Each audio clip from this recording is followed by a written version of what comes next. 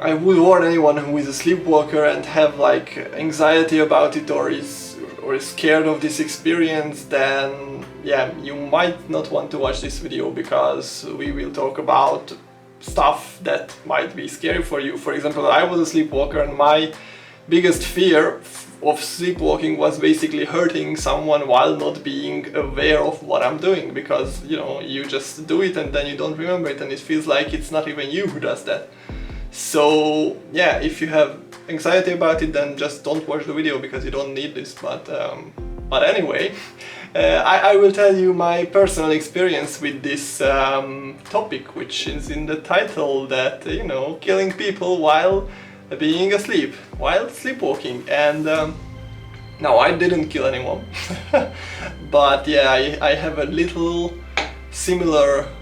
bit similar experience to what we will talk about today. And we will talk about a horrific, terrible story which happened, and which is not that common, but it does happen a couple of times. Sleepwalking is a state where you are neither awake nor asleep fully, and you know, you walk around, you do stuff that you normally do, like you go down to the kitchen and cook stuff and eat stuff and answer questions if someone asks you.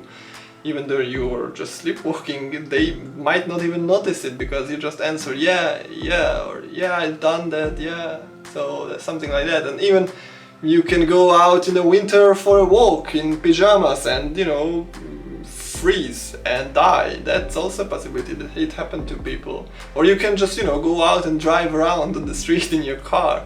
You can do that. Like, you can do complex stuff, which are, I guess, habits. So driving is a habit.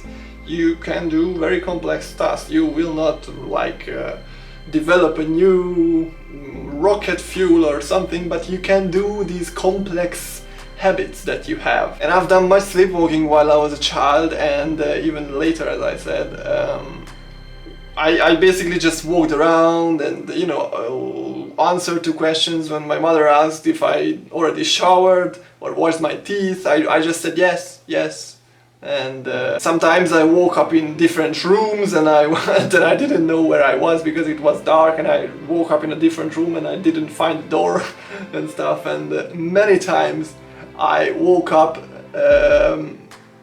reversed in a bed, so I don't know, I might wandered somewhere and then came back and just laid down in the opposite direction as I normally do, or I just turned around. I don't know, because I don't remember. I might have done something, I don't know. Now, these little stuff are not the stuff that I mentioned before. I'll get to that as well a little bit later. It seems though that during sleepwalking a normal, like, basic defense mechanism is in place. Like, you don't do many dangerous stuff. Like, I didn't use an imaginary elevator to the bottom floor instead of the stairs. Like, never. Or although I was afraid of it, I hanged like little stuff on my window so that I wake up if I open it because it falls down, and also my door so that I don't get out and do stuff. But I sometimes just stood in front of my parents' room and shouted like gibberish, like I guess they said that it was well punctuated, so it was like a real sentence, like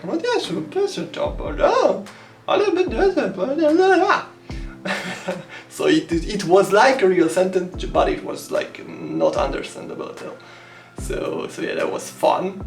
I think that might be the time when I started to be afraid of what I do, because you know, at the middle of the night, standing in front of someone's room and shouting these not understandable stuff is pretty much like a demon movie where when someone is possessed and just stands there and it's so fast forwarded, and you know, you see on the camera what they do and stuff.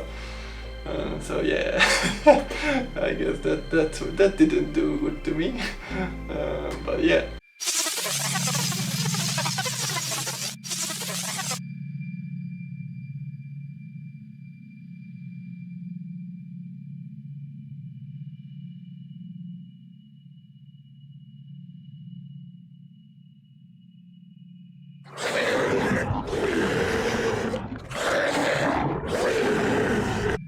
So normally you are doing things out of habit while sleepwalking. You are not danger to yourself, or you are not danger to anyone else as well.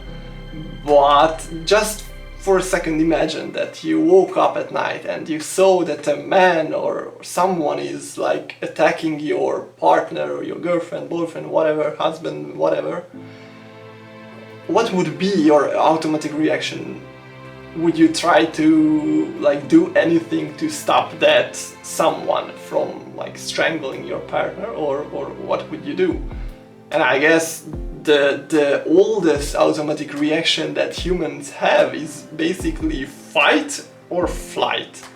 Meaning that you, in these situations where like extreme fear comes to you, or some extreme emotion, you will immediately react, and especially fear.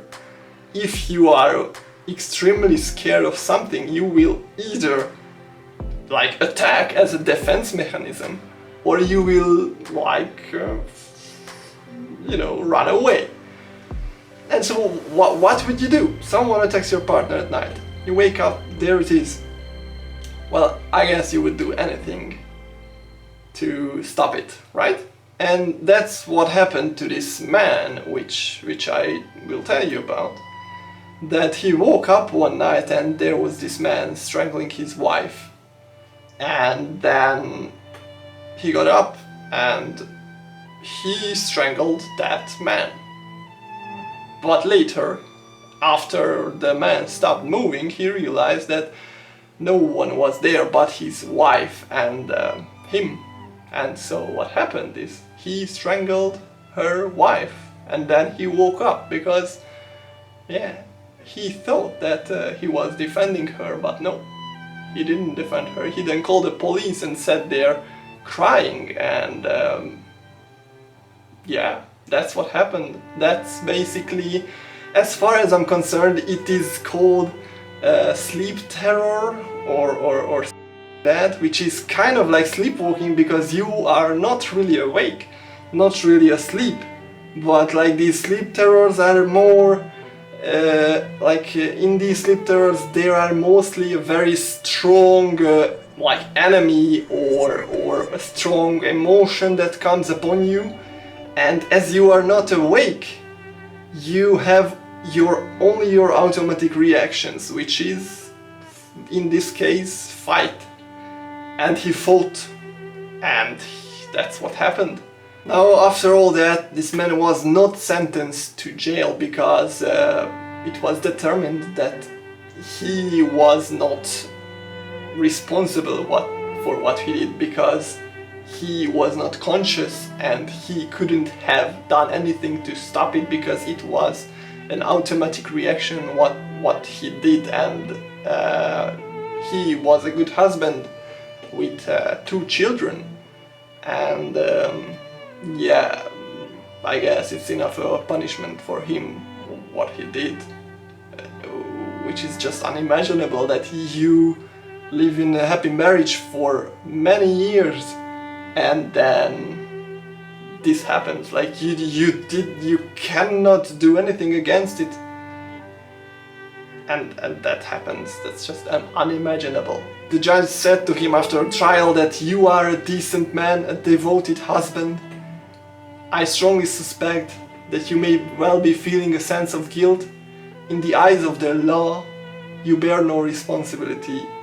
You are discharged. Now this is a very rare happening, but there were I think in the last either 10 or 100 years, 150 cases which resulted in someone killing someone or causing serious damage or injury or committing a serious violent crime while sleepwalking. So it's not really common. I mean, it's not common that anything happens that's really serious, but well, I guess it's more common than we think that I mean, something like this happens.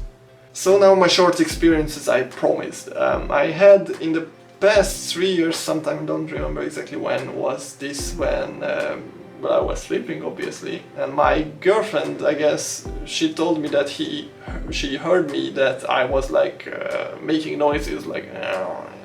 So I guess I was dreaming something. And she was like, yeah, I must have a bad dream. She will wake me up so that I don't have that bad dream. And she bent over me and was like a little bit shaking me, I guess, or something like that. And then I woke up, and what I saw was not her. I saw a witch-like, you know, these sleep paralysis demon stuff, I would guess. But it wasn't sleep paralysis, at least not in the usual sense, because I could move. And so I pushed her away, and basically for a couple of seconds it wasn't her, and then as I pushed her away, I woke up, and nothing happened, nothing, it was just an interesting experience, because I don't think I ever had something like that before, where like I had many sleep paralysis where there are these sleep paralysis demons sometimes, which is basically scary figures and stuff, but I didn't have a sleep paralysis where the demonish thing was actually someone in the physical world who was bending over on top of me. So that was the difference, which was really weird, and that was kind of like a similar experience to this sleep terror-ish thing. Have a good night, and to the sleepwalkers, have a good adventure.